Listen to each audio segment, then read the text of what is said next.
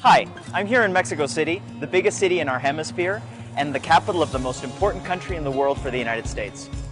You might have noticed that it's not full of cacti and sombreros like way too many Americans believe. Oh, and there's no hail of gunfire around us either. In fact, most of our 2 million square kilometers and our major cities are safer than their counterparts around the world. In the same way, the relationship between Mexico and the United States is nothing like certain politicians would have you believe. First of all, we're not a weak partner.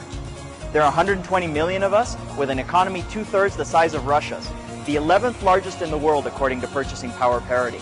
Today, unfortunately, America has a lot of enemies. Fortunately, Mexico has your back. Did you know that if you come from a country that is hostile to the United States, it's almost impossible to get a visa to enter Mexico? That's one reason our shared border is safe.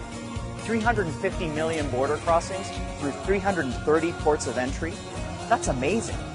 American homeland security and prosperity directly depend on a stable and cooperative Mexico. That's not a friend you want to lose. Which brings me to my next point. We're also your most important business partner. While politicians who should know better get you all riled up about trade with Mexico, back in the real world, 14 million American jobs directly depend on NAFTA. Oh, and all those Mexican imports that protectionists love to hate, it turns out that fully 40 cents of every dollar you buy from Mexico is American content. The figure for China, 4 pennies. We make stuff together, which means that we help America stay competitive. And now you're chanting Mexico at rallies, and not in a good way. I mean, a wall? Really? Didn't Ronald Reagan show that walls were downright un-American?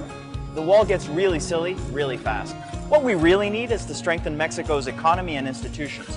Already, there are 1 million less Mexican immigrants in the United States than there were 3 years ago. Lastly, stop harassing those nice Mexicans up the street. There are 35 million Mexicans and Mexican Americans in the US. That's equivalent to the entire population of Canada. 80% of those are either legal residents or American citizens, not undocumented immigrants. Bottom line, we've got everything to lose when we could easily win-win. Come home, have a Corona, and let's prosper together. We certainly can't do it apart.